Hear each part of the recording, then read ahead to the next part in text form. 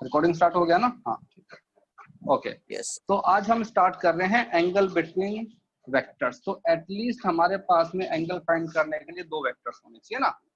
तो जैसे एक वेक्टर हमारे पास में ये है, एक वेक्टर हमारे पास में ये है। सपोज इस वेक्टर को हमने बोल दिया वेक्टर ए, ये हमने बोल दिया वेक्टर बी, और ये एंगल हमारे पास में हो गया थीटा। फाइन। तो पहले तो ये देखते हैं कि एंगल बिटवीन वेक्टर्स का मीनिंग क्या है। what we meant by angle between vectors। इसका मतलब होता है angle between vectors। Okay,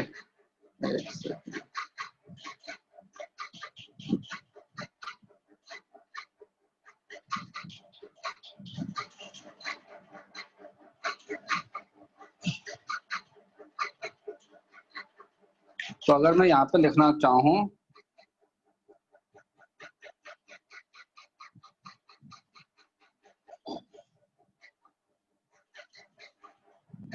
angle between vectors means angle between directions of vectors. ठीक है, तो कल हमने देखा था कि डायरेक्शन जो है वो अपने आप में क्या होता है, एक में इनफाइनाइट लाइन है ना भाई, ऐसा होता है ना। तो अगर मैं तुमसे बोलूं कि व्हाट, अगर कोई बोले कि एक वेक्टर है हमारे पास में ए,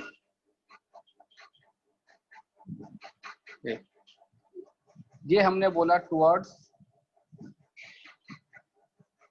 ईस्ट, और फिर हमने बोला वेक्टर बी, ये हमने बोला टुवर्ड्स वेस्ट। तो बताओ इनके बीच में एंगल कितना होगा? 180 डिग्री। 180 डिग्री। कैसे?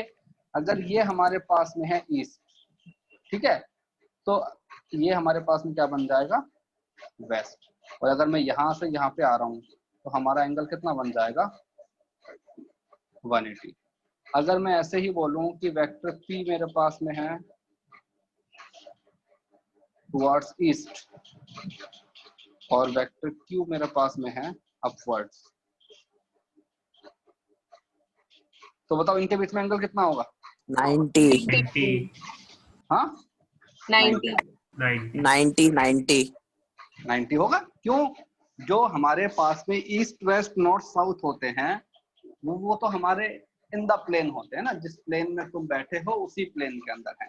और जो अपवर्ड डाउनवर्ड्स हैं वो कैसे होते हैं? ऊपर और हमारे पास में नीचे। फाइन। अब जैसे ये हमने निकाला कि एंगल बिटवीन द डायरेक्शंस, ये जो वर्ड है ना कि उनके डायरेक्शन के बीच में कैसे एंगल निकालेंगे। तो हमने कुछ अपनी चीज देखी थी ना, इक्वल वेक्टर्स। इक्वल वेक्टर्स क्या होते हैं? Vectors in the same direction having same magnitude. Yes. तो देखो जैसे सर हम ईस्ट एंड वेस्ट के बीच में 270 डिग्री नहीं कह सकते? ईस्ट एंड वेस्ट के बीच में है? ईस्ट एंड अपवर्ड के बीच में, ईस्ट एंड अपवर्ड के बीच में। नहीं,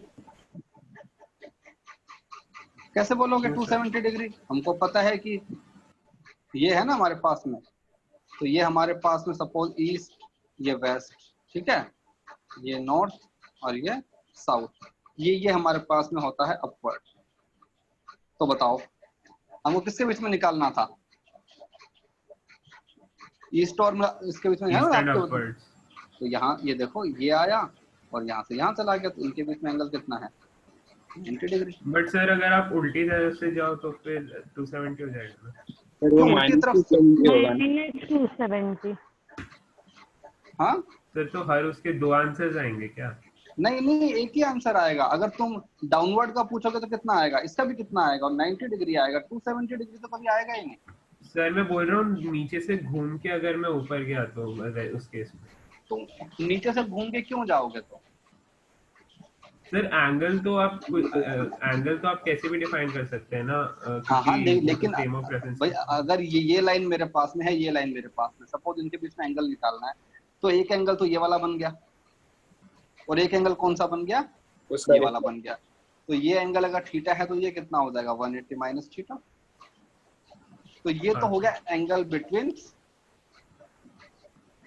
लाइंस। ठीक है, हम बात कर रहे हैं एंगल बिटवीन वेक्टर्स। तो मैं आ रहा हूं ना, वेक्टर्स पे भी आ रहा हूं कि दो वेक्टर के बीच में एंगल कैसे निकालेंगे।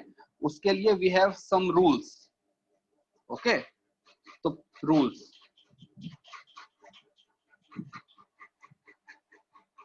का मतलब है both vectors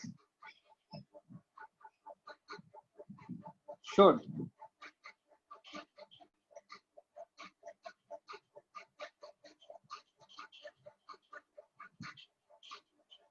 I'll show you again. Both vectors should be diverging from a common point. Fine. कि जैसे x एक्सिस और जो y एक्सिस होता है उसके बीच में कितना एंगल होता है, राइट हैंड 90 डिग्री। 90 डिग्री। कैसे, हम क्या बोलते हैं कि ये मेरे पास में है, ये मेरे पास में, ये जो लाइन है ये मेरा बन गया ओरिजिन। यहां से ये लाइन भी क्या हो रही है, बाहर की तरफ जा रही है ना, डाइवर्ज कर रही है। और ये जो लाइन है ये भी क्या कर रही है, डाइवर्ज कर रही है। ठीक है, तो इसको बोलते हैं इंटरसेक्शन पॉइंट। ठीक है, इंटरसेक्शन पॉइंट से दोनों ही जो लाइंस हैं वो कैसी होनी चाहिए, डाइवर्ज होनी चाहिए। अब इनके बीच का जो एंगल है वो कैसा है, तुम्हारे पास में एंगल बिटवीन द वेक्टर्स। तो इफ आई आस्क यू, जैसे एक ये हमारे पास में वेक्टर है, वेक्टर बी। ठीक है, एक हमारे पास में वेक्टर है ये वाला, ये, और ये एंगल सपोज तुमको दिया हुआ है 30 डिग्री, और ये है वेक्टर ए। तो बताओ find angle between A and B. तो बताओ क्या आएगा, 60 डिग्री। 30 डिग्री नहीं है, हमको क्या करना है, तुमको सिंपल सी बात है, याद रखो। एक सपोज तुम्हारे 150 डिग्री है। सपोज ये हमारे पास में एक मैन है। ठीक है, जैसे ये हमारे पास में एक मैन, ये इसके दोनों पांव, इसके ये दोनों हाथ है ना, ये दोनों हाथ, इसके बीच का जो एंगल है ये हमारे पास में होता है एंगल बिटवीन द वेक्टर्स। तुम अपने हाथों को स्प्रेड करो दोनों तरफ, उसके बाद जो एंगल आएगा ना उसको हम बोलेंगे एंगल बिटवीन द वेक्टर। क्योंकि ये जो तुम्हारा पॉइंट है ये तो क्या बन गया, पॉइंट ऑफ इंटरसेक्शन। तो पॉइंट ऑफ इंटरसेक्शन, इसके बाद में एक वेक्टर ये, एक वेक्टर ये। ठीक है, तो ये हमारे पास में है एंगल बिटवीन द वेक्टर्स। अच्छा, जहाँ पॉइंट ऑफ इंटरसेक्शन होगा वहां से भाई। और अगर इंटरसेक्शन हो नहीं रहा है तो हम इंटरसेक्शन है करवा देंगे। कैसे, देखते हैं। जैसे सपोज पैरेलल शिफ्ट करके ना, पैरेलल शिफ्ट करके। ठीक है, सपोज हमारे पास में ये एक्सिस है, ये एक्स एक्सिस, ये वाई एक्सिस। एक वेक्टर हमारे पास में यहाँ पे है, इस वेक्टर को मैंने बोला ए, इसका एंगल सपोज बन रहा है मेरे पास में 45 डिग्री।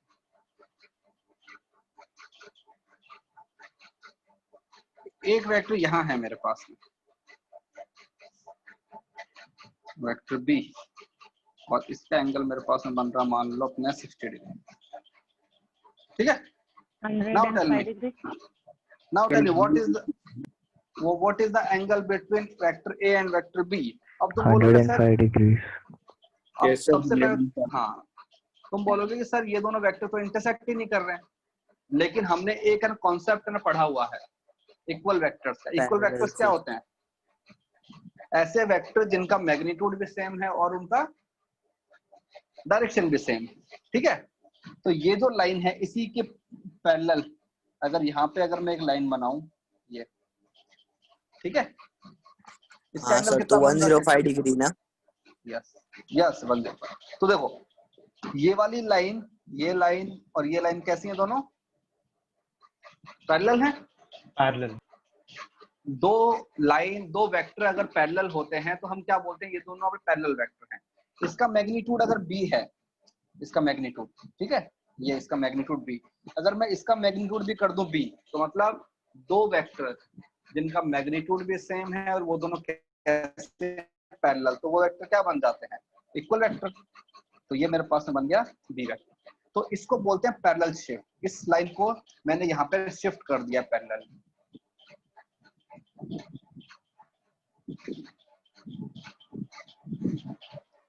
अगर किसी भी वेक्टर को उसी वेक्टर के पैरेलल शिफ्ट कर देते हैं तो वो क्या रहता है? इक्वल वेक्टर रहता है ना। अब बताओ, वेक्टर ए वेक्टर बी, ये क्या हुआ? इंटरसेक्शन हो गया इन दोनों का। और इस इंटरसेक्शन पॉइंट से दोनों ही जो वेक्टर हैं वो क्या कर रहे हैं? डाइवर्ज कर रहे हैं। तो अब इनके बीच में एंगल कितना बन गया? 105 angle between A and B is 105। इसीलिए कहते हैं दो स्ट्रेट लाइन के बीच में एंगल होते हैं दो, जैसे ये एक स्ट्रेट लाइन है, ये एक स्ट्रेट लाइन, ठीक है। तो बताओ इनके बीच में एंगल कितना हुआ? सपोज ये एंगल, अगर इस एंगल को मैं बोलता हूँ 30, तो बताओ कि ये दो लाइन है, इन दोनों लाइन के बीच में एंगल कितना है? You can say 30, 150 degree. 30 भी तो है। 30 and 150 बोथ। इसके हेड के ऊपर डिपेंड करता है ना। हाँ सर, Yes, डायरेक्शन पे करता है। तो अगर मैं स्ट्रेट लाइन बोल रहा हूं तो I will get to values, one is 30, one is 150, right. But if I make vector, suppose एक एरो मैंने यहां लगा दिया, एक एरो मैंने यहां लगा दिया, अब मैं बोलूंगा नहीं, अब इनके बीच का एंगल कितना है? 30 degree. 30 degree. Angle between straight line and angle between vectors are, you can say, some different thing. Suppose they are converging, fine, okay. Converging की अगर बात करूं तो सपोज हमारे पास में एक हमने ये xy एक्सिस बना ली है, x एक्सिस। सर मुझे शिफ्टिंग ऑफ वेक्टर्स में एक डाउट है। हाँ अभी करते हैं ना, शिफ्ट करते हैं। सर अगर मेरे पास एक, हाँ बोलो। सर अगर मेरे पास एक बॉक्स है और मैं मान लो उस बॉक्स के एक साइड के सेंटर पे एक फोर्स लगाया हुआ है F वेक्टर, और दूसरी साइड पे, नीचे वाली साइड पे एकदम अपोजिट एक और फोर्स लगा हुआ है Q वेक्टर। हाँ।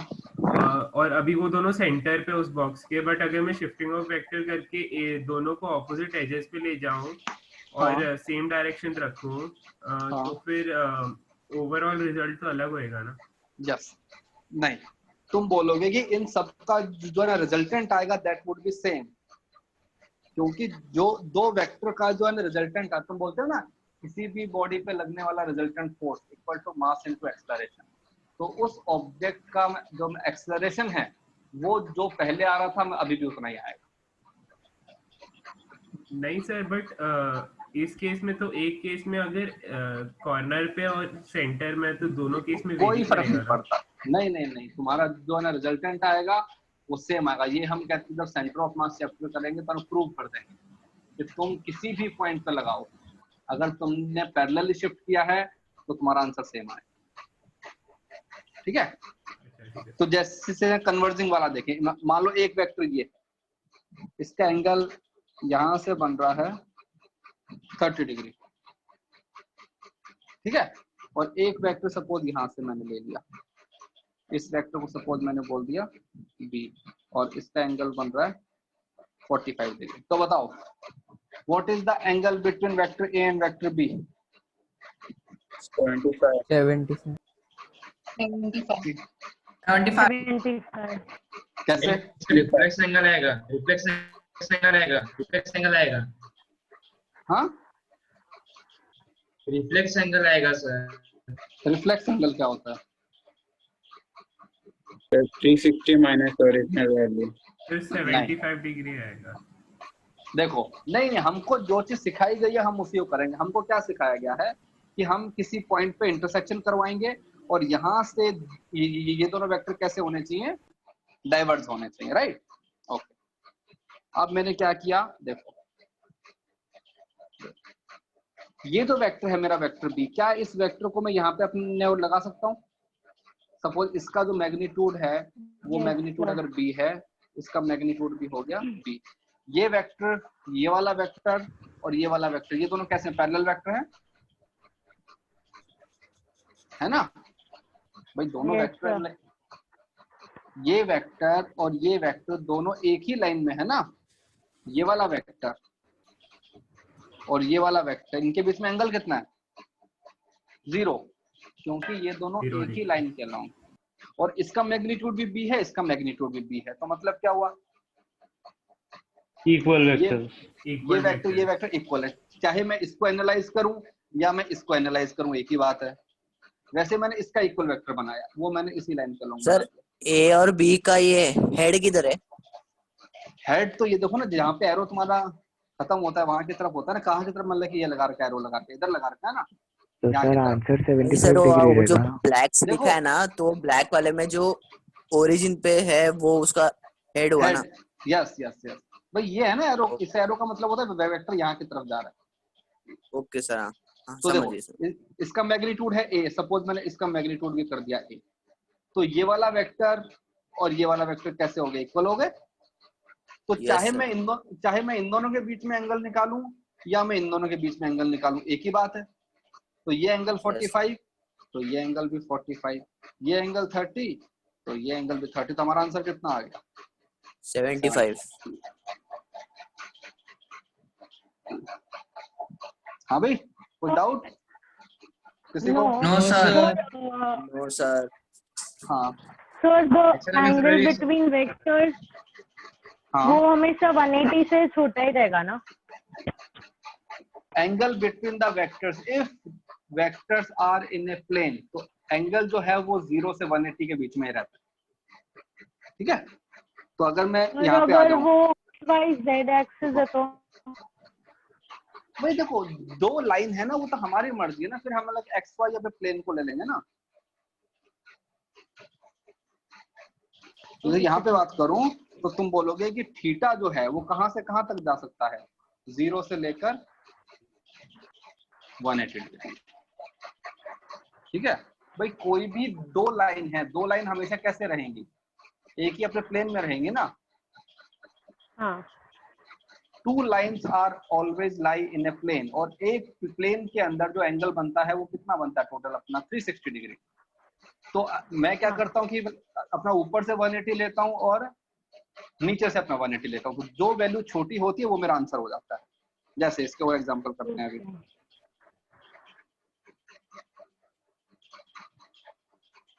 जैसे सपोज एक वेक्टर ये है, इसको मैंने बोला वेक्टर ए, और ये एंगल मुझे दिया हुआ है 360 डिग्री। एक वेक्टर ऐसा है, छोटी वैल्यू इसलिए लेते हैं कि यार हमको को पता है ना कि अगर ये मान लो एक लाइन है, ठीक है। अब जैसे अपने इसी एग्जांपल में ले लेते हैं, तो बताओ कि इन दोनों के बीच में एंगल कितना है। कन्वेंशन बना लिया छोटी वैल्यू लेने का, तो नहीं तो बड़ी वैल्यू ले लो यार, ठीक है। ये एंगल मैंने बोल दिया मान लो 40। तो बताओ what is the angle between vector A and vector B, क्या है? 100 degrees. 70 degree. 70 degree. 70 degree, 30 degree, 70 degree. 80 degree. देखो 100 70 degree. 70 हम डिग्री। ओके वेट, हाँ हाँ ठीक है। ओके, हम यहाँ पे बैठ गए, हमने देखा कि जो यहाँ वाला वेक्टर है वो तो कैसा हो रहा है, अपना डाइवर्स हो रहा है, बट यहाँ वाला कैसा हो रहा है, कन्वर्स हो रहा है ना। तो अगर मैं इस वेक्टर का डायरेक्शन बनाऊं तो इसका जो अपना डायरेक्शन है वो कैसा है, ये है ना वो डायरेक्शन पूरा, ठीक है। तो इस वेक्टर को उठा के मैंने यहाँ रख दिया, ये अब ये क्या कर रहा है, डाइवर्स कर रहा है। ये एंगल अगर 40 है तो यहाँ का एंगल 40, ठीक है, तो ये एंगल कितना बन गया मेरा 30, 80 और ये एंगल कितना बन गया मतलब 50 ना, 90 डिग्री होता है ना टोटल। अब देखो हाँ हम क्या बोलते हैं, हम बोलते हैं कि सबसे पहले इंटरसेक्शन पॉइंट निकालते हैं, और इंटरसेक्शन पॉइंट निकालने के बाद में हम देखते हैं कि दोनों जो लाइन है वो कितना डाइवर्ज हो रही है। तो कितना डाइवर्ज हो रही है 80 डिग्री तो हमारे दोनों वेक्टर्स के बीच में जो एंगल है वो हो गया है कितना 80 80 डिग्री। तो हम बोलेंगे कि vector and vector B are at 80 degree, right. तो देखो अगर इसको समराइज करें तो इसका मतलब क्या हुआ कि हमको सबसे पहले क्या करना है, दोनों वेक्टर को उठा के एक सिंगल पॉइंट पे लेके आना है, ठीक है। सिंगल पॉइंट पे लेके आने के बाद में क्या करना है कि उसको अब डाइवर्स कर, जैसे हमारा उसी वाला वो लेते हैं जो हमको इसमें दिया हुआ है कि सपोज एक वेक्टर यहाँ पे है, इसका एंगल बन रहा है 30, एक वेक्टर यहाँ पे है, इसका एंगल बन रहा है 70, और एक वेक्टर मेरा यहाँ पे है, इसका एंगल बन रहा है 40। इसको मैंने बोला A vector, B vector and C vector, fine. Okay, now find out angle between A and C. तो हमने ये बनाई लाइन, हमारा जो वेक्टर 70 ये है मेरे पास में सी, 70 और ये जो है ए, इसको उठा के मैं यहाँ ले आया, ठीक है। तो ये कितना है 30, ये कितना है 40। ये दो लाइन है। अब मैं देखूं, ये हो गया इंटरसेक्शन पॉइंट, ठीक है। तो इंटरसेक्शन पॉइंट से दोनों ही वेक्टर क्या कर रहे हैं, डाइवर्ज कर रहे हैं। तो हमारे पास में आंसर कितना आ गया 70 डिग्री। अब अगर मैं निकालना चाहूँ angle between C and B, तो 40 डिग्री। ये तो मेरे पास में है वेक्टर सी, ये है मेरे पास में वेक्टर बी, इनके बीच में कितना एंगल आ गया 40 degree.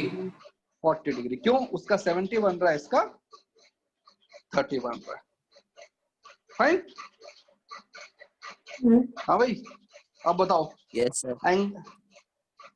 Angle between the vectors में किसी को कोई doubt, you want to ask any question or something? No sir. No, sir. No sir. No sir. Sure? Yes yes sir. Yes, sir. Okay, ठीक है। अब हम थोड़ा सा करते हैं एडिशन, सबसे बेसिक ऑपरेशन, ठीक है। तो हम चीज पढ़ते हैं ऑपरेशन ऑन वेक्टर्स। सबसे सिंपल जो हमको बचपन में सिखाया जाता है वो सिखाया जाता है एडिशन, राइट। तो एडिशन की सबसे बेसिक रिक्वायरमेंट क्या है, मतलब क्या होना चाहिए एडिशन में? एक सम आना चाहिए। दो क्वांटिटीज होनी चाहिए ऐड करने के लिए, दो क्वांटिटीज होनी चाहिए ऐड करने के लिए। लाइक और क्वांटिटीज होना चाहिए। Like numbers.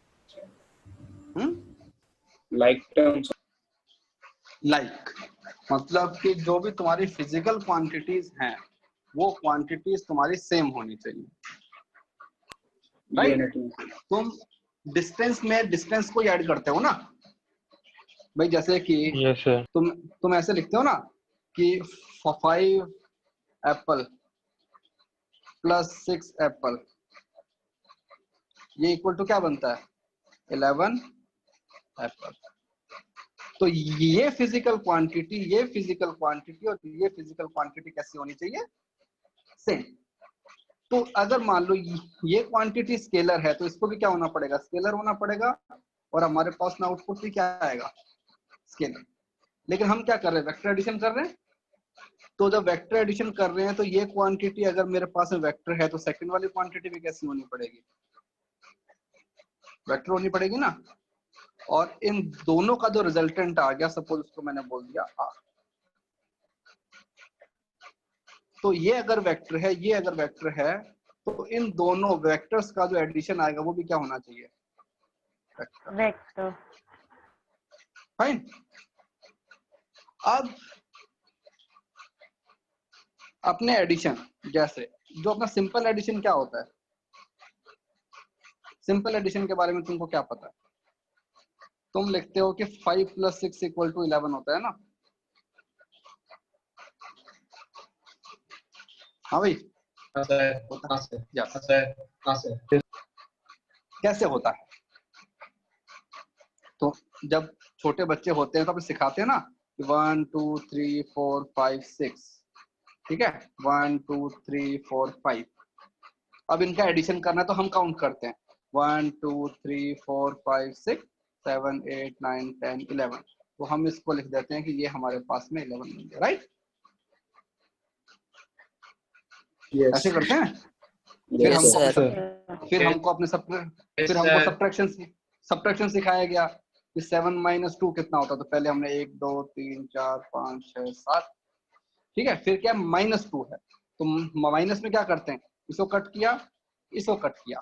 अब बाकी जो है वो हमने काउंट किया, तो हमारे पास आंसर कितना आया, 5। तो जैसे कि ये क्या है, मैकेनिज्म है ना एक, दिस इज कॉल्ड मेथड। ये मेथड तुमको सिखाया गया था एडिशन का, ठीक है। तो वैसे ही हमको एक न्यू एंड मेथड अब तुमको सिखाएंगे कि वेक्टर का एडिशन कैसे किया जाता है, ठीक है। तो तुमको बोला मेथड ऑफ वेक्टर एडिशन।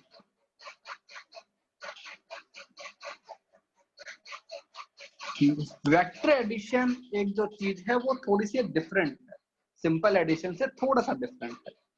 तो इसके अंदर हम पहले लेके आते हैं, पहला हमारे पास में होता है ट्राइंगल लॉ, ठीक है।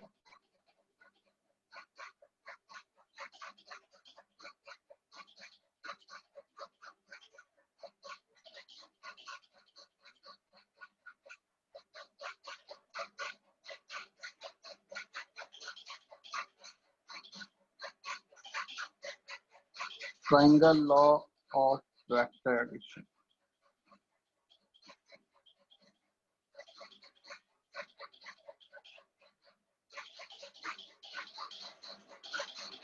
ये हमारा पहला लॉ है, ठीक है। तो जैसे तुमको बाकी पर सिखाए गए ना लॉ, तो वैसे ही ट्राइंगल लॉ कहता है कि suppose if you are having 2 vectors, vector A, vector B, और सपोज इन ये वेक्टर और ये वेक्टर का मुझे एडिशन करना है। तो सपोज एक वेक्टर यहाँ पे है, इसको मैंने बोला वेक्टर ए, एक वेक्टर सपोज यहाँ पे है वेक्टर बी। अगर हमें इन दोनों का एडिशन करना है तो तुमको कौन मैकेनिज्म सिखाया गया है कि सबसे पहले बनाओ वेक्टर ए। तो हमने यहाँ पे बनाया वेक्टर ए, ठीक है। ये हो गया वेक्टर ए। इस वेक्टर का जो मैग्नीट्यूड है, इस वेक्टर के मैग्नीट्यूड को मैंने लिख दिया ए, इस वेक्टर के मैग्नीट्यूड को मैंने लिख दिया बी। मैग्नीट्यूड क्या बोलता है, क्या होता है magnitude, length of the arrow, ये होता है ना। तो ये जो तुम्हारी लाइन है, इसका जो लेंथ जो है वो मैंने बोल दिया ए, और ये हमारे पास बन गया वेक्टर ए। जो तुम्हारा सेकंड वाला वेक्टर है वेक्टर बी, उस वेक्टर को इसके हेड पे रखो, और ये है सपोज हमारे पास में वेक्टर बी, इसका जो मैग्नीट्यूड है वो हो गया बी। तो पहले वाले वेक्टर का जो ये आएगा ना टेल, और सेकंड वाले वेक्टर का हेड, इन दोनों को जो मिलाओगे तो ये जो लाइन आएगी, ये लाइन है तुम्हारे पास में result R, and this will show vector A plus vector B.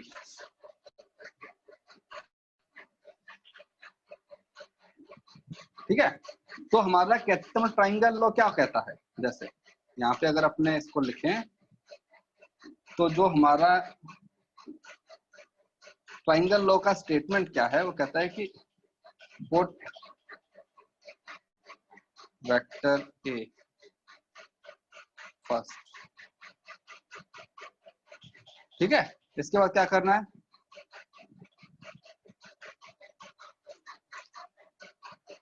ठीक है, सबसे पहले हमने सर इसको लिखा सर वेक्टर सर थोड़ा हाँ वीडियो लैग हुआ था सर, कैसे किया सर वापस समझाओ ना।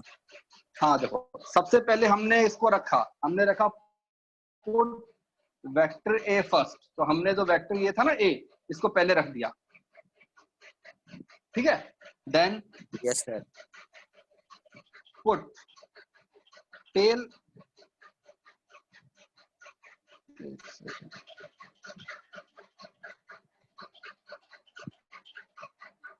देखो फिर से बनाता हूँ ये वाला डायग्राम, ठीक है।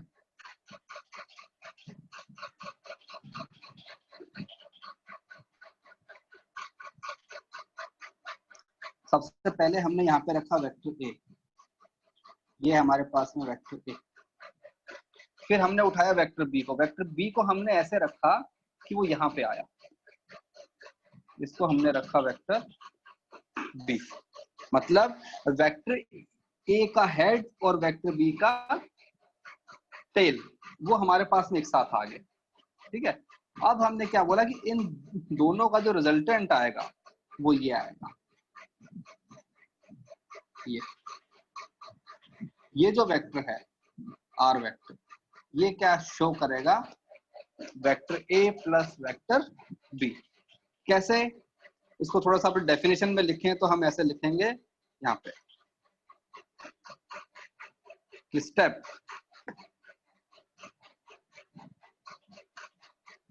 First step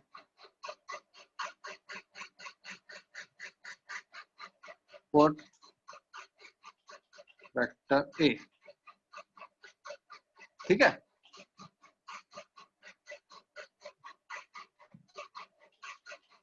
second step put vector B, put tail of vector b at head of vector a, ठीक है ना। जो ये वेक्टर था मेरे वाला b, इसका यहाँ पे रख दिया मैंने टेल पे। सो देन वेक्टर, तो सर इसमें हेड से हेड मिलाने का और टेल से टेल मिलाने का कोई फर्क नहीं पड़ेगा ना? नहीं नहीं नहीं भाई, तुमको इसी को फॉलो करना पड़ेगा, ऐसे थोड़ी करोगे। Then vector joining tail of vector A to head of vector B will be addition of A and B। भाई जैसे तुमको स्टार्टिंग वाले एडिशन और सिखाए गए थे ना, तुमको कि ये सिखाया ना 1 2 3, इनका एडिशन कितना होता है 5। कैसे 1 2 3 4 5, तो तुमने यहाँ पे 5 लिख दिया था। तो उसी टाइप से आज तुमको एडिशन का एक न्यू मेथड सिखाया गया है। सपोज कि लाइफ में एक कोई न्यू चीज हमने सीखी है, तो वो जो न्यू चीज है, वो न्यू चीज हमारे पास में है वेक्टर एडिशन। और वेक्टर एडिशन जो है वो कैसे हमने वो डिफाइन किया है, ठीक है। तो उसको हमने ऐसे डिफाइन किया आर है, वेक्टर का डायरेक्शन ए के टेल से लेके बी के हेड वाले हाँ direction yes yes yes yes, ये ना सर। अगर मैं या, sir A vector plus B vector is not equal to B vector plus A vector होता है। बट सर अगर होएगा तो आप पहले बी वेक्टर रखिए, उसके बाद ए वेक्टर रखिए, अगर आप फिर उसके बाद करेंगे तो डायरेक्शन ऑपोजिट आ जाएगा। हाँ हाँ, अभी आपको बताता हूँ ना, उस पे आते हैं, प्रूव करेंगे हम कि A vector plus B vector equal to, जब इसकी प्रॉपर्टीज करेंगे ना तो वो हमारे पास में आ वो जाएगा। वैसे होगा ना कि दो लाइंस पैरेलल रहेगी और बीच में जो एंगल रहेगा वो इंटरनल ऑल्टरनेट एंगल रहेगा। यस, फिर एंगल कांस्टेंट रहेगा ना। Interior alternate. तो जैसे कि अब हमने बोला, अब यहाँ पे किसी ने बोला कि वेक्टर ए और वेक्टर बी जो है वो vector B plus vector A होगा कि नहीं होगा, ये हमको प्रूव करना है। फाइन, तो इसको हम वी विल प्रूव। फाइन, अभी मैं जो अपना अगले स्लाइड में हम इसको प्रूव करेंगे। पहले इसका एग्जांपल करते हैं। जैसे सपोज तुमको बोला कि वेक्टर ए, इसका जो अपना मैग्नीट्यूड है वो मैंने बोल दिया 3, फिर मैंने बोला वेक्टर बी, इसका मैग्नीट्यूड मैंने बोल दिया 4, और इनके बीच में जो एंगल है वो मैंने बोल दिया 90 डिग्री। तो पहले डायग्राम बनाए तो कैसा होगा, ये है मेरे पास में वेक्टर ए, ठीक है, ये है मेरे पास में वेक्टर बी, और इनके बीच में एंगल कितना है, 90 डिग्री है, क्योंकि हमने एंगल अभी किया है ना डिफाइन थोड़ी देर पहले। फाइन। तो अभी अगर कोई हमें बोले कि तुमको एडिशन करना है, लेकिन एडिशन ऐसे नहीं कर सकते ना, तो हमने क्या किया, टचिंग द टेल। यस, तो हमने पहले क्या किया, बाय रूल पहले हमने इसको बनाया। ये है मेरे पास वेक्टर ए, इसका जो अपना मैग्नीट्यूड कितना है 3, ठीक है। फिर वेक्टर बी को मुझे कहां से रखना है, यहां से, ये हो गया वेक्टर बी, और इसका मैग्नीट्यूड कितना है 4। अब बताओ इन दोनों का रिजल्टेंट क्या आएगा, ये वाला वेक्टर। अब किसी भी वेक्टर का मैग्नीट्यूड कितना होता है, उसका लेंथ, तो बताओ ये साइड अगर 3 है, ये साइड 4 है, ये एंगल 90 है, तो ये कितना आ जाएगा 5 आएगा। 5। तो हम बोलेंगे कि वेक्टर ए और वेक्टर बी अगर 90 डिग्री के एंगल पे हैं तो इन दोनों का एडिशन क्या बन जाएगा 5। सर अगर एंगल अगर ये 120 है तो क्या बनेगा? हाँ हाँ, अभी आएंगे ना अपने भाई। राइट एंगल ट्राइंगल मैंने इसलिए लिया क्योंकि तुमको आता है राइट एंगल ट्राइंगल में निकालना डायरेक्ट, राइट। अगर राइट एंगल ट्राइंगल नहीं हुआ, उसके अलावा कुछ हुआ, तो उसके लिए अपना फॉर्मूला डिराइव करेंगे। ओके सर, ठीक है। हाँ, तो जैसे अपना एग्जांपल करते हैं अभी, प्रॉपर्टीज। किसी ने बोला कि वेक्टर ए प्लस जो वेक्टर बी है वो vector B plus vector A होता है या नहीं होता है, वो अपने चेक करते हैं। सबसे पहला, सबसे सिंपल वाला, ठीक है। तो सपोज हमारे पास में एक वेक्टर ये है ए, और एक वेक्टर ये है हमारे पास में बी, और सपोज इनके बीच में एंगल है थीटा। ये हमको गिवन है। अब हम करते हैं, पहले हम निकालते हैं vector A plus vector B, ठीक है।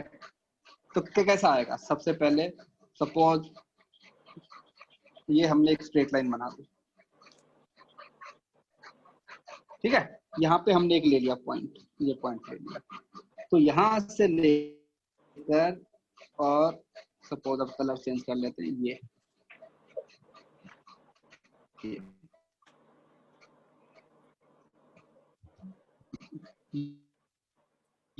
है, इसको मैंने बोल दिया वेक्टर ए। फाइन। अब बताओ जो मेरा वेक्टर जो है बी है, उसको कहाँ रखूंगा मैं, उसको अगर मैं यहाँ रखूंगा हेड पे वेक्टर ए। ओके, तो यहाँ का एंगल होना चाहिए ना थीटा। Yes sir. भाई देखो ना, ये है मेरे पास में वेक्टर ए का डायरेक्शन है ना, ये पूरा डायरेक्शन क्या होता है, एक इनफाइनाइट लाइन।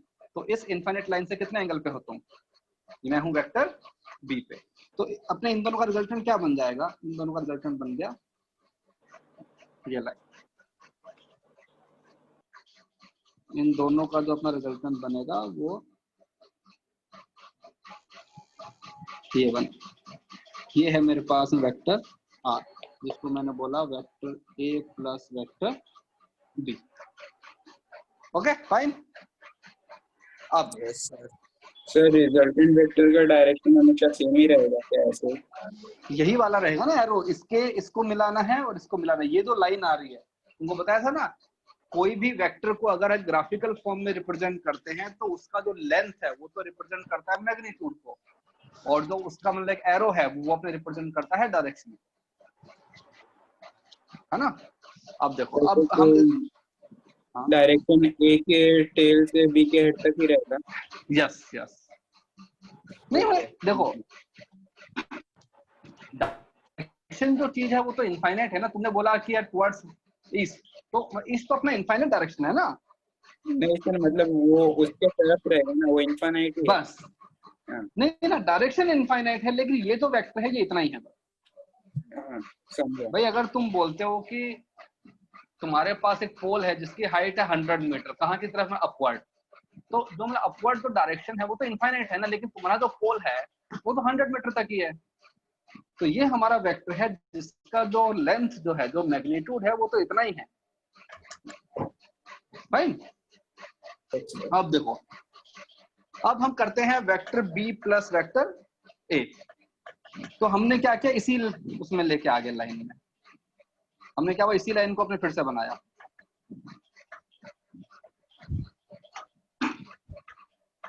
डायरेक्शन, अगर मैं बोलूं कि पर्सन इज मूविंग विद,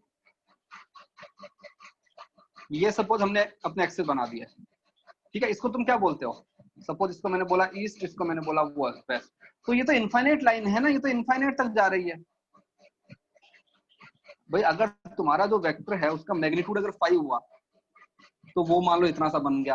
अगर वेक्टर उसका वेक्टर हुआ मैग्नीट्यूड हुआ 10 तो वो इतना बन गया। वेक्टर हुआ 100 तो वो इतना बन गया। लेकिन जो अपनी डायरेक्शन है वो तो इनफाइनाइट तक जा रहा है ना डायरेक्शन, तो इसलिए बोलते हैं direction is a straight line. Straight line का मतलब क्या होता है? जो इनफाइनाइट तक जा रहा है।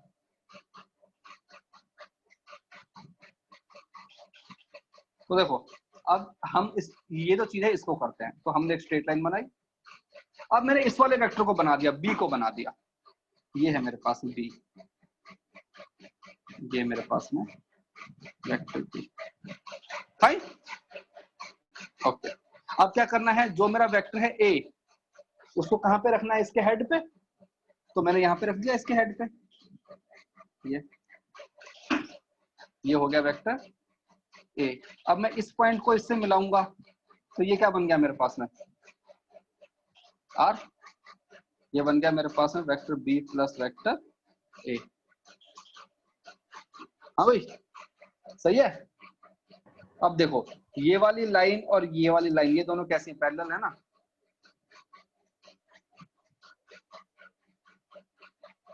Yes sir.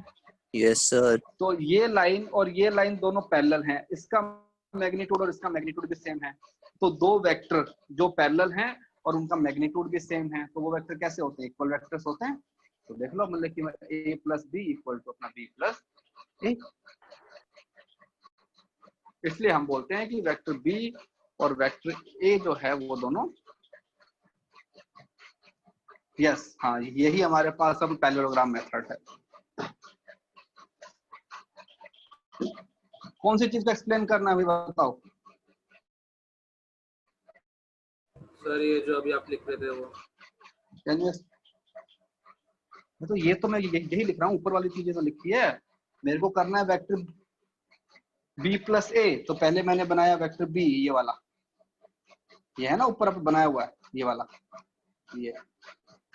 फिर था वेक्टर a, ये जो वेक्टर था a, इसको उठा के मैंने यहाँ पे रख दिया पैरेलल शिफ्ट, ये मैंने यहाँ रख दिया। तो हमारा एडिशन क्या हो जाता है? इसके यहाँ से स्टार्टिंग पॉइंट से इसके आखिरी पॉइंट को मिलाना, ठीक है। तो ये हमारा क्या बन गया? b प्लस ए। अब ये वाली लाइन और ये वाली लाइन, ये कैसी है? दोनों पैरेलल हैं और इनका मैग्नीट्यूड भी सेम है क्योंकि इन दोनों का लेंथ सेम है।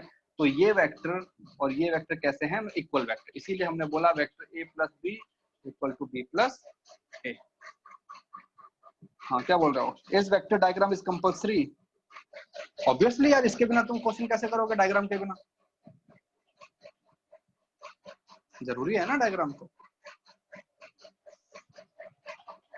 है जैसे हाँ हम we can add up to infinite vectors. जैसे अगर तुमको ये दे दिया vector a plus B plus C plus D, तो पहले मैं इन दोनों को ऐड करूंगा। इन दोनों को ऐड करके मेरे पास एक वेक्टर आ गया। हाउ क्या होता है? पहले इन दोनों को ऐड किया तो एक वेक्टर मान लो आ गया r1, तो r1 plus C vector plus d vector. तो इन दोनों को ऐड किया, मेरे पास r2 आ गया। तो क्या बन जाएगा? r1 vector plus r2 vector. इन दोनों को ऐड करूंगा, मेरे पास में क्या बन जाएगा? r। तो ऐसे इनफाइनाइट तक ऐड कर सकते हो भाई। जैसे नंबर्स को भी तो ऐड करते हो ना, इनफाइनाइट नंबर्स को, वैसे हम इनको ऐड कर देंगे, ठीक है। लेकिन होगा कैसे, पहले हमको दो वेक्टर का एडिशन आना चाहिए अच्छे से, उसके बाद में हम उसमें ऐड करेंगे तीसरा वेक्टर, फिर फोर्थ वेक्टर। तो जैसे अपने एक एग्जांपल करते हैं। पहले बताओ, जिसमें एक हमारे पास में इक्विलैटरल ट्रायंगल है सपोज ये, ठीक है।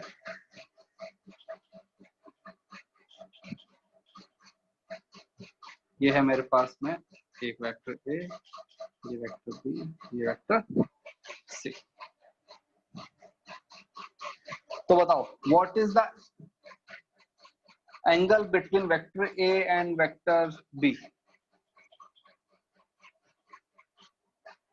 120।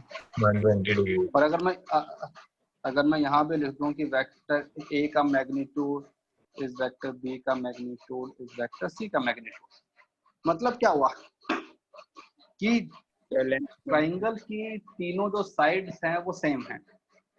अगर ट्राइंगल की तीनों साइड्स अगर सेम हैं तो हमारा क्या बन गया, इक्विलैटरल कहते ट्राइंगल बन गया।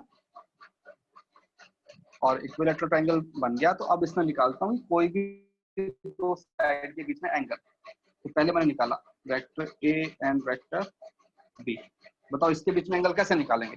पहले मैंने इसको पहले बनाया, एक वेक्टर यहाँ की तरफ है, लेकिन जो सेकंड वाला वेक्टर है वो यहाँ से ऊपर जा रहा है। इसके अंदर का एंगल मुझे पता है कितना होता है, 60 डिग्री होता है।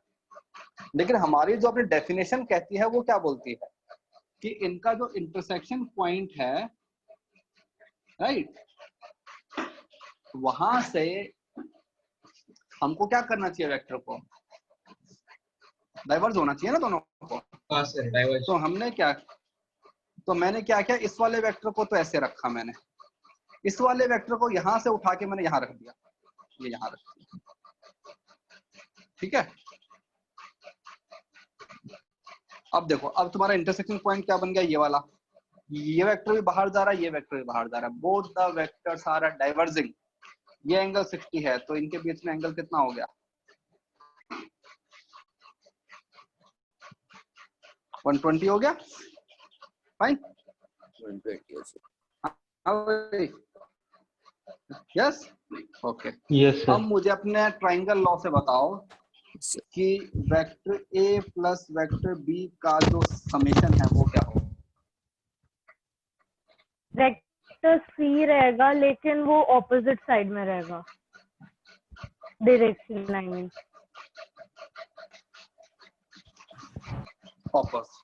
ऑपोजिट एक्सिस कैसे?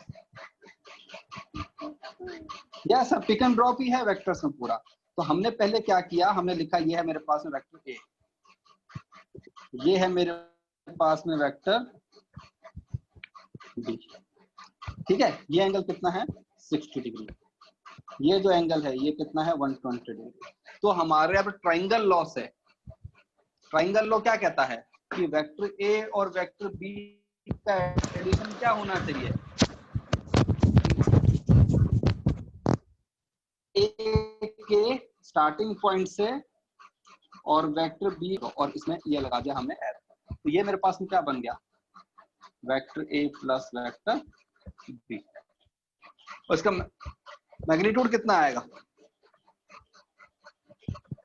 अगर सपोज इसका मैग्नीट्यूड है x, इसका मैग्नीट्यूड भी है x, तो उसका मैग्नीट्यूड कितना आएगा, 2x। 2x मतलब c। अरे 2x। x ही आएगा, x आएगा। x, सिर्फ x। अरे भाई मैं ये हाँ क्या सर, बन गया, x ही आएगा। ये क्या है, ये हमारे पास में इक्विलैटरल ट्राइंगल है ना। तो इक्विलैटरल ट्राइंगल के अंदर तीनों साइड्स जो होती हैं ट्राइंगल की, वो कैसी होती हैं, इक्वल। इक्वल। राइट। तो हम बोलेंगे कि magnitude of A vector plus B vector, इसको ऐसे कर दूंगा ना, इसका मैग्नीट्यूड इज x, ठीक है। अगर मैं इसका उससे कंपेयर करूं, सी जैसा क्यों नहीं दे सकते? जो हमने डायग्राम में देखो, उसका एरो कहाँ की तरफ है? सी का एरो नीचे की तरफ है ना, लेकिन हमारा जो एडिशन आया वो कहाँ की तरफ आया है? ऊपर की तरफ। तो मैं कह सकता हूँ कि ए वेक्टर प्लस जो बी वेक्टर है that is minus of C vector, है ना? क्यों? रिजल्टेंट 0 रहेगा ना, क्योंकि उसको उल्टा कर दिया ना भाई। किसी वेक्टर को उल्टा कर देते हो, सपोज अगर ये वेक्टर है, ये वेक्टर है मेरे पास में बी वेक्टर, अगर मैं इसको उल्टा कर दूंगा तो ये वेक्टर क्या बन जाएगा? Minus B vector. Opposite vector हमने देखा था ना, जो अपना ऑपोजिट वेक्टर होता है। हाँ भी खारगर 012 माइक ऑन करो।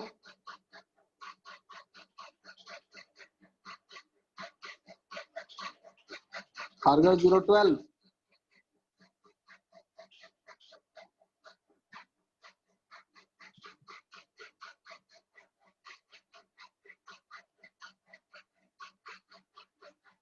ऑपोजिट वेक्टर का मतलब क्या होता है? दो ऐसे वेक्टर जिनका मैग्नीट्यूड सेम है लेकिन जो अपना डायरेक्शन है वो कैसा है? अपोजिट। अगर मैं अपने पुराने वाले कहते डायग्राम में देखूं तो मैंने जो डायग्राम बनाया था वो ऐसा बनाया था, ये एरो यहाँ था, ये एरो यहाँ, ये एरो यहाँ। अब ये जो साइड है, ये साइड अगर x है, ये साइड x है, तो ये भी x है, ठीक है? ये भी x है, ये भी x है, और ये भी साइड क्या है? x ही है। बट इसका जो एरो है वो ऊपर की तरफ है, इसका एरो कैसा है? नीचे की तरफ। तो मतलब जो a प्लस बी जो वेक्टर है और जो c वेक्टर है, इन दोनों का मैग्नीट्यूड तो सेम है, बट दोनों वेक्टर एक दूसरे के कैसे हैं? अपने ऑपोजिट हैं। डायरेक्शन अलग है। हाँ, डायरेक्शन अलग है। अलग नहीं है, ऑपोजिट है। अलग का मतलब कि तो बहुत कुछ होता है ना। हाँ, बराबर। ऑपोजिट के अंदर माइनस साइन आता है, जैसे कि ईस्ट का वेस्ट, एकदम ऑपोजिट, ठीक है? तो सर इस पॉजिटिव सी वेक्टर का क्या हुआ? नहीं, कुछ नहीं भाई। अगर मैं इसको इधर ले आऊंगा, ये माइनस यहाँ पे क्या बन जाएगा? तो क्या हो जाएगा? A vector plus B vector plus C vector क्या बन जाएगा? जीरो। बराबर। क्यों? मैंने यहां से स्टार्ट किया, मैं यहाँ गया, मैं यहाँ पे वापस आ गया। डिस्प्लेसमेंट कितना हो गया मेरा? डिस्प्लेसमेंट क्या होता है? Final position minus initial position. तो जहां से मैंने स्टार्ट किया था मैं वापस वहीं आ गया, तो मेरा एडिशन कितना होना चाहिए? 0। तो A vector plus B vector plus C vector क्या होना चाहिए? 0। तो ये देखो हमने पूरा प्रूव कर दिया, ठीक है? हाँ, पूरा एक्सप्लेन। कितना पूरा एक्सप्लेन करना है? कहां से? माइक ऑन करके बोलो एक बार।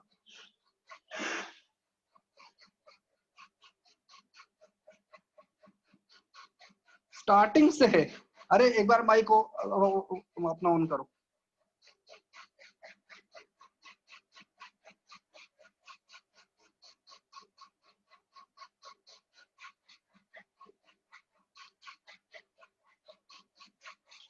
भाई ट्राइंगल जो रूल है वो हमारा ये कहता है कि पहला जो वेक्टर है उसको ऐसे रखो, इसका जो आखिरी पॉइंट होता है, मतलब एंड पॉइंट जो होता है ना, इसके ऊपर हमने रखा अपने ये वाला वेक्टर, दूसरा वेक्टर। ये अपना दूसरे वेक्टर का हो गया टेल, ये हो गया उसका हेड। अगर मुझे इन दोनों का एडिशन करना है तो ये वाली जो लाइन आती है, ये लाइन क्या बन जाएगी तुम्हारे पास में? Vector A plus vector B. जैसे डिस्प्लेसमेंट क्या चीज है? वेक्टर क्वांटिटी है ना। क्या होता है डिस्प्लेसमेंट? फाइनल पोजीशन माइनस अपने इनिशियल पोजीशन। तो सपोज एक पार्टिकल है, एक मैन है, उसने यहां से स्टार्ट किया, पहले वो यहां गया, फिर वो यहां गया। तो बताओ उसका डिस्प्लेसमेंट कितना हुआ? ये हुआ ना, ये वाली लाइन, ये स्ट्रेट लाइन। तो ये मान लो तुम्हारा डिस्प्लेसमेंट 1 है, ये तुम्हारे पास डिस्प्लेसमेंट 2 है। इन दोनों डिस्प्लेसमेंट का वेक्टर एडिशन क्या बन गया, ये वाला, मतलब कि तुम्हारा इनिशियल पोजीशन और ये तुम्हारे पास में फाइनल पोजीशन। ठीक है,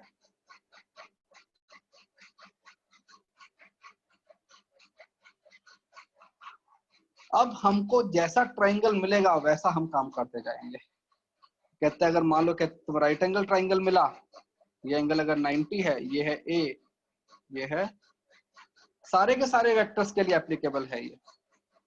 वो तो भाई तुमको को डिस्प्लेसमेंट आता है ना, इसलिए तुमको कह दिया कि वही हाँ डिस्प्लेसमेंट भी ये है, but this is applicable for all type of वो वेक्टर्स, हर वेक्टर के लिए एप्लीकेबल है। सर रिजल्टेंट वेक्टर का एंगल क्या होगा? एंगल हम फाइंड करेंगे भाई, सब करेंगे। अभी तो तुमको फॉर्मूला ही नहीं बताया रिजल्टेंट का, फॉर्मूला भी आएगा उसका, डायरेक्शन, हाँ रिजल्टेंट का भी फॉर्मूला आएगा, सबका फॉर्मूला आएगा, सब फॉर्मूले आएंगे। आज हम सिर्फ डायग्राम बनाना सीख रहे हैं, कल हम सीखेंगे फॉर्मूला क्या होता है।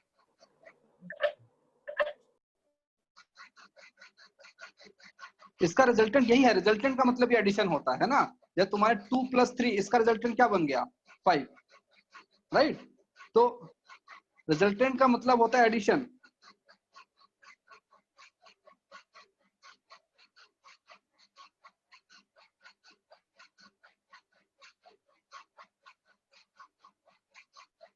फाइन,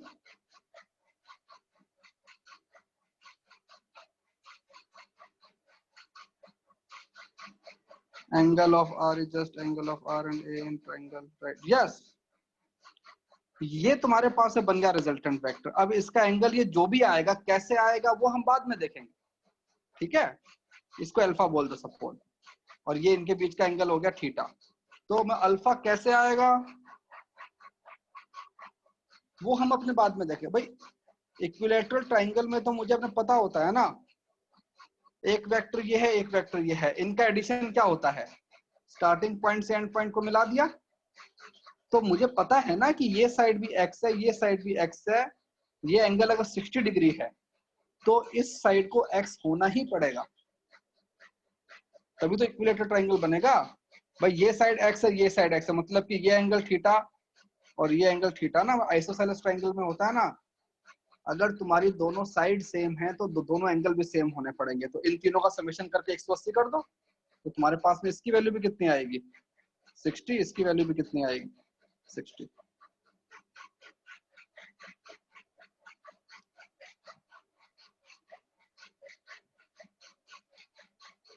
इक्विलैटरल ट्राइंगल में कैसे एडिशन के -c कैसे हुआ? यस,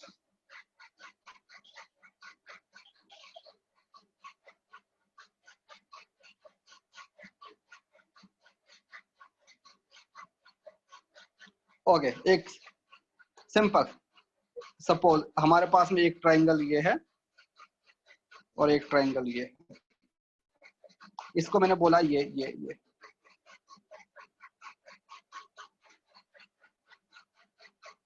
ये है वेक्टर ए, ये है वेक्टर बी और ये है वेक्टर सी। फाइन, हाँ भाई इसके अंदर आ गया समझ में, तीनों वेक्टर है मेरे पास में। अब सपोज इसको मैं बोलता हूं वेक्टर ए और इसको मैंने बोला वेक्टर बी, तो वेक्टर ए और वेक्टर बी का जो एडिशन आएगा वो क्या बनेगा? वेक्टर ए और वेक्टर बी का एडिशन क्या होगा, इसके स्टार्टिंग पॉइंट से उसके एंड पॉइंट को मिलाया ये, तो ये जो लाइन है वो क्या बन जाएगी, ए वेक्टर प्लस बी वेक्टर। अब मुझे बताओ इस वेक्टर को और इस वेक्टर को कंपेयर करो, -c वेक्टर।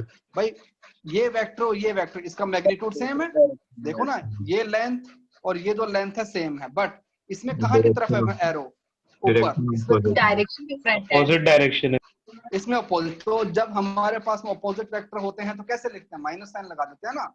हाँ तो सर, मतलब क्या बन गया, ए वेक्टर प्लस जो बी वेक्टर है that is minus of C vector. ठीक है, इसी चीज को मैं ऐसे लिख सकता हूं ना, देखो ये है वेक्टर ए, ये है वेक्टर बी, इस वेक्टर को मैंने उल्टा कर दिया, पहले ये नीचे था इसको मैंने उल्टा कर दिया, तो जब किसी वेक्टर को उल्टा कर देते हैं तो क्या बन जाता है, माइनस। अब इसको और इसको कंपेयर करो, ये भी ऊपर जा रहा है, ये भी ऊपर जा रहा है, ये भी a प्लस बी है, ये c है, तो ये बन जाएगा ना। हाँ भाई, तो सर मामला आप समझ में आ गया? सर हाँ, मतलब अब एक ट्रायंगल के रूप में अगर कोई भी दो वेक्टर्स हैं तो उनके जो रिजल्टेंट वेक्टर्स आएंगे वो हमेशा ऑपोजिट डायरेक्शन में रहेंगे।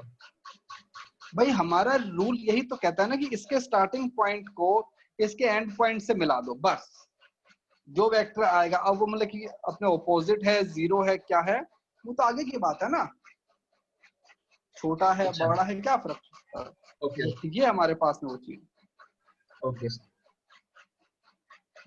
ये हमारे पास में रिजल्टेंट आ गया, क्योंकि तुमको पहली स्लाइड में मैंने दिखाया था, कहाँ पे, ये तो क्या कहा था, स्टेप 1 वेक्टर में ए को पुट करो, वेक्टर ए को पुट किया, put tail of vector B at the head of vector A. ये वेक्टर बी तो था, इसका जो है टेल उसको इसके हेड पे पुट कर दिया। अब ये जो वेक्टर आएगा ए के स्टार्टिंग पॉइंट से और बी के एंड पॉइंट पे, ये जो लाइन आएगी ये हमारे पास में क्या बन गया, रिजल्टेंट। मतलब कि vector A plus vector B. अब इसके बेसिस पर जो क्वेश्चन जो थे हमने एक दो क्वेश्चन किए, क्यों हमको कहते हैं राइट एंगल ट्राइंगल आता है, हमको आइसो इक्विलैटरल ट्राइंगल हमको थोड़ा बहुत पता है, इसलिए हमने सिर्फ ये वाला किया, इक्विलैटरल वाला किया, और जो हमने एक और क्वेश्चन किया था वो हमने ये वाला किया, कहते हैं राइट एंगल ट्राइंगल वाला किया। अब अगर इन दोनों के अलावा अगर कोई एंगल हुआ, मान लो 45 डिग्री हो गया, 30 डिग्री हो गया, ठीक है, तो उसके लिए हमारे पास पूरा फॉर्मूला आएगा, ठीक है। उस फॉर्मूले को कल हम डिराइव करेंगे कि क्या फॉर्मूला आता है। ये रिजल्ट कैसे आया, वेक्टर आर इक्वल, ये तो रूल है ना, यही तो रूल हमने बनाया। ओके, तुम एक बात बताओ, जैसे इसी के अंदर आ जाओ, 3 + 4 = क्या होता है, 7। क्यों होता है, ये मुझे पता है सर। नहीं पता है, क्योंकि तुमको ये रूल समझाया गया कि जब भी 3 और 4 का एडिशन करो तो उसको 7 लिखना है, राइट। तुमने ऐसे किया था ना, ये लिखा 3, फिर ये लिखा 4, फिर तुमने काउंट किया तो तुम्हारे पास में 7 लाइन्स आई, राइट। सेम चीज अब तुमको एक न्यू चीज सिखाई गई है जिसको हम बोलते हैं वेक्टर एडिशन। तो वेक्टर एडिशन जो है वो हमारे सिंपल एडिशन से थोड़ा सा डिफरेंट है। वो पूरा का पूरा क्या नहीं, इसके लिए कोई फॉर्मूला नहीं होता, हमको एक एक करके करना पड़ता है। अगर तुम्हारे पास में इनफाइनाइट वेक्टर्स हैं तो हम उनको एक एक करके एडिशन करेंगे, फाइन। तो अगर तुम्हारे पास में दो अगर वेक्टर दे दिए तो उसका एडिशन तुमको यही की, एक वेक्टर ये है, एक वेक्टर ये, और ये वेक्टर। तो ये वेक्टर अगर तुम्हारे पास में है वेक्टर ए, ये है वेक्टर बी, तो एक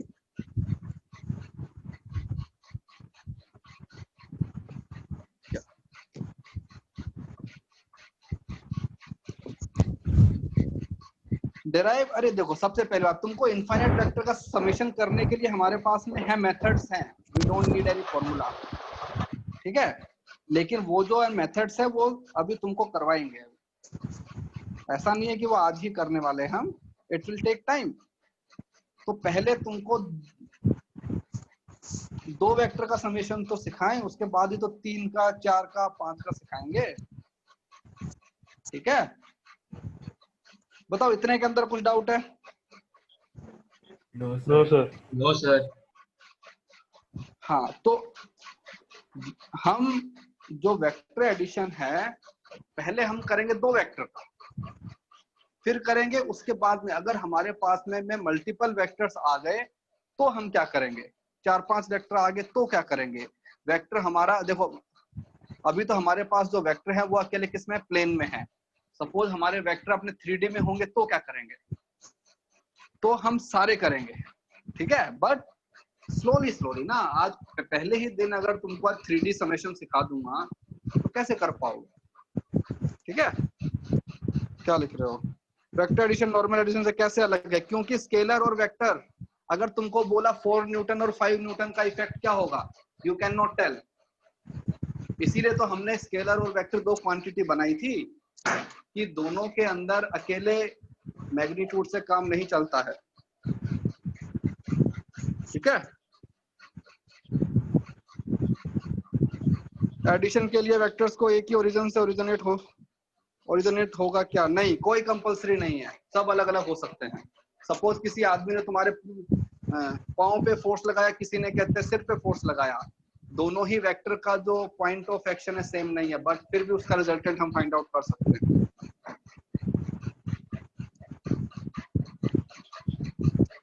यस, अगर दोनों का डायरेक्शन सेम है तो हम सिंपली ऐड कर सकते हैं। तो इसके और भी मेथड्स हैं, देखो एवरीथिंग डिपेंड्स ऑन एंगल। ये जो एंगल है ना वेक्टर्स के बीच में, इसके ऊपर करता है डिपेंड। अगर हमको कल हम जब फॉर्मूला डिराइव कर लेंगे तो तुम लोग जितने भी क्वेश्चन पूछ रहे हो कि 4 वेक्टर होंगे तो क्या करेंगे, 5 होंगे तो क्या करेंगे, वेक्टर्स सेम लाइन में होंगे तो क्या करेंगे, किसी एंगल पे होंगे तो क्या होंगे, हमको इतना सोचना ही नहीं है। हम सिर्फ एंगल की वैल्यू उस फॉर्मूले में डालेंगे और हमारे पास में आंसर आ जाएगा।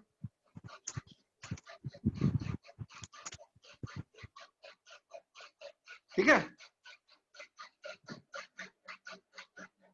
नहीं ना, खुद ट्राई करना है तो फिर अपने आप करो ना, उसमें हिंट की क्या जरूरत है। तुमको ये दे दिया कि तुम्हारे पास में एक ट्राइंगल का साइड ये है, एक ट्राइंगल का साइड ये है, ये साइड बी है, ये साइड ए है, ये एंगल कितना दिया हुआ है तुमको, अपना 180 माइनस थीटा। तुमको इस साइड को फाइंड आउट करना है आर, बस इतना हिंट काफी है। ये साइड ए, ये साइड बी, ये एंगल 180 माइनस थीटा, वो साइड आर निकालनी है तो निकाल लो, ठीक है। चलो बस आज के लिए इतना ही करेंगे। होमवर्क है जो तुम्हारा एक्सरसाइज है ना 1, उसके अंदर जो क्वेश्चंस हैं वो करो सर। कहाँ हाँ तो